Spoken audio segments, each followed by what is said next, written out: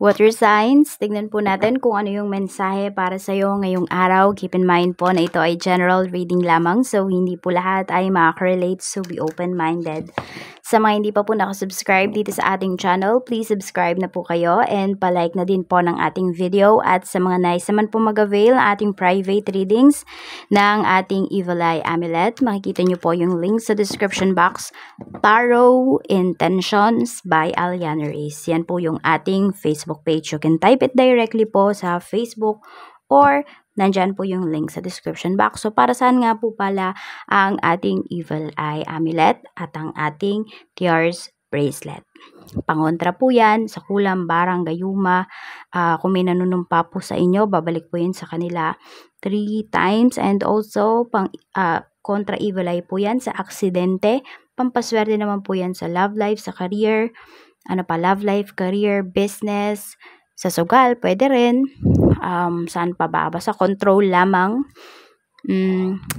sa travel, ayan po. Or kung may tina-target kayo ng mga promotion, pwede rin po yan.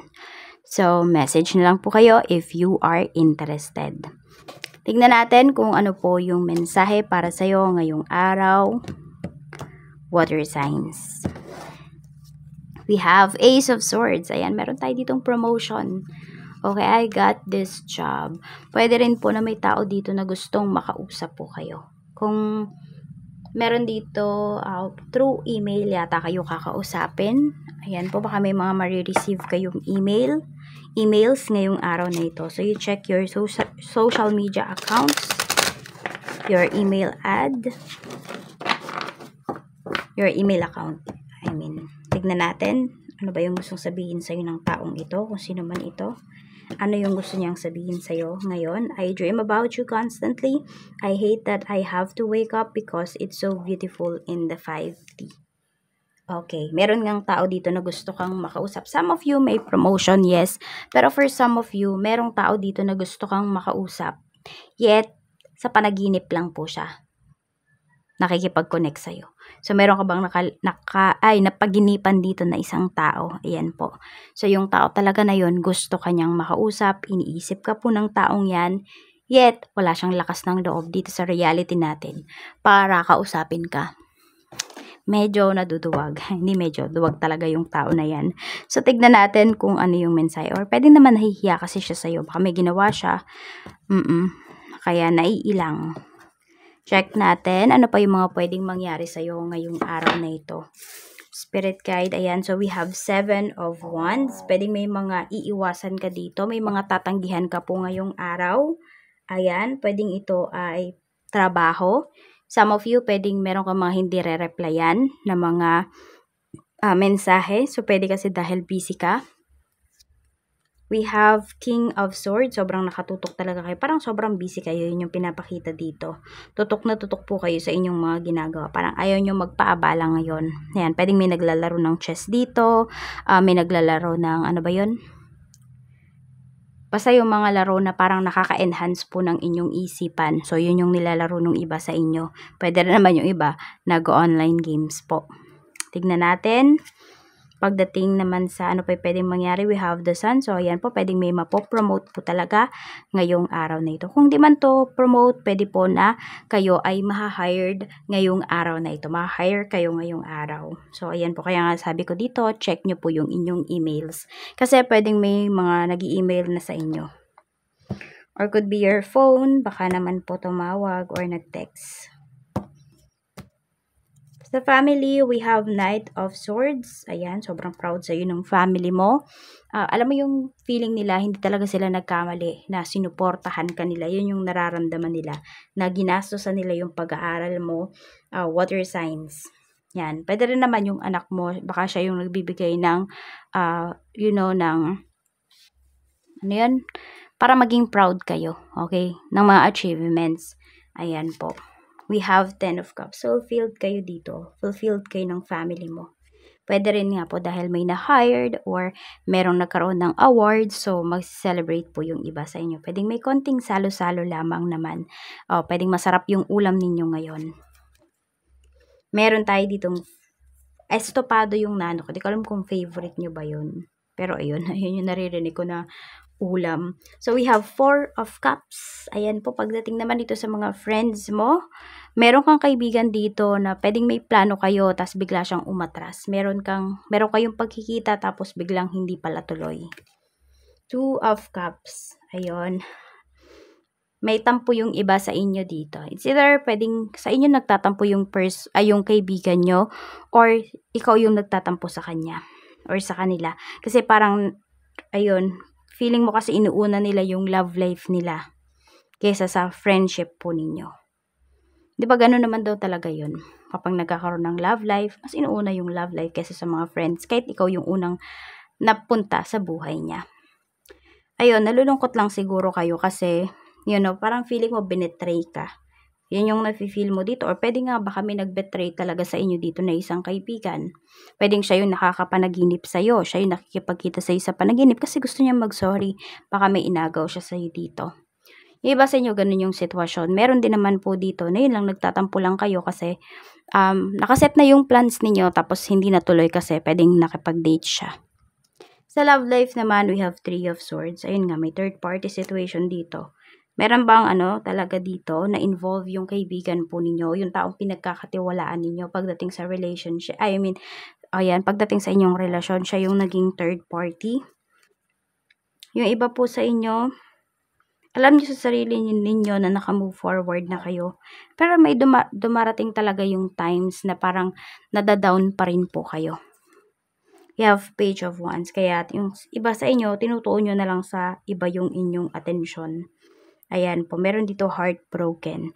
Meron nagmo-move forward. Meron po dito pwedeng iniwan kayo na buntis kayo.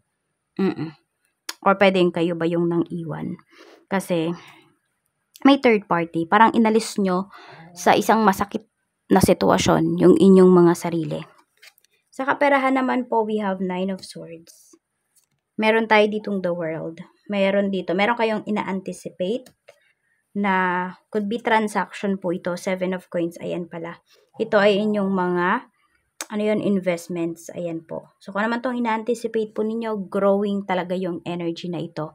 So, mangyayari po yan. Lalago at lalago po yung inyong kaperahan, yung ininvest po ninyong pera. Sa trabaho naman, we have Queen of Swords. Medyo may nagsusungit ba sa'yo dito? Could be air signs, Gemini, Libra, Aquarius. We have 4 of Swords. Ayan, parang ayaw mong mag-cross yung landas ninyo nung taong to. It's either kasi nararamdaman mo na yung taong to ayaw niya sa'yo. Nararamdaman mo na pinag-iinitan ka niya. Ayan. We have 7 of Cups. Okay, pwedeng may bias yung taong to, may favoritism to pagdating sa trabaho. Kaya yun yung nakikita ko dito. Parang ikaw na lang yung umiiwas.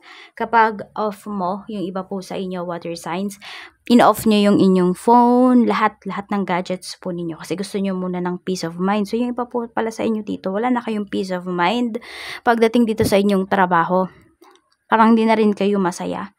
So, pag-isipan nyo pong mabuti kung magstay pa ba kayo dito or aalis na po kayo.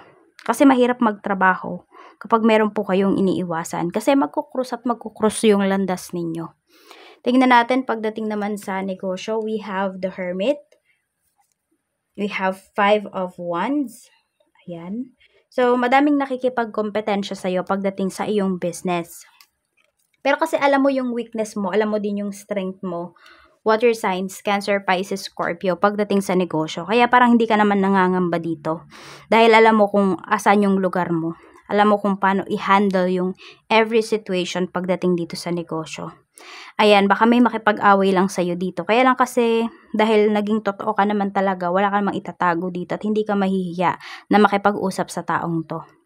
Kaya lang, nakikita ko ka rin dito na hindi mo kasi siya bibigyan ng enough na parang alam mo yun, para guluhin yung oras mo, Tignan mo, puro nakatalikod, diba? Ayan ito nga nakapikit, ito nakatalikod. So, pwedeng haharapin mo, but kung nasabi mo na yung dapat mong sabihin at feeling mo nasabi na din niya yung dapat niyang sabihin at bawal siyang sumobra doon, pwedeng hindi naman tatalikuran kung hindi i-dismiss mo na yung taong ito. Oo, pwedeng ito ay pwedeng client mo siya, pwede rin naman na kapwa mo siya businessman or businesswoman. Oo. tignan natin kung ano pa yung blessings na paparating para sa'yo. Blessings po na paparating for water signs, spirit guide. We have a blessing on a homecoming. Meron po ba kayong pauwi na mga kamag-anak? Pwede rin kayo ito. Diba sabi ko dito kanina sa family, may konting salo-salo. So, ayan, baka ito po yun. Tingnan natin, ano pa spirit guide. We have a blessing to bring prosperity. So, pwede water signs kung kayo yung galing sa ibang bansa. Pag kayo po ay umuwi, tahimik lang talaga. Mas gusto ninyo na ano lang talaga, intimate lang or konti lang yung nakakaalam na nakauwi na kayo para less din yung gastos. Okay, we have a blessing for support. Ayan, ramdam mo rin naman talaga yung love ng family mo. Ramdam mo yung sacrifices nila at ramdam mo kung gaano sila ka-proud sa'yo. Kaya ang nakikita ko lang sa'yo dito, water signs, ay talagang tinutumbasan mo yon ng pagsisikap at pagiging madiskarte din. Ayan po. At yung suporta mo din naman sa kanila. Hindi lang din naman sila yung sumusuporta sa'yo. Ikaw din, sinusuportahan mo din sila. Pwedeng through financial. So, we have number 44, 21, and 39. Yan po yung iyong mga lucky numbers. Maraming salamat po. Mag-iingat ka always and more blessings to come.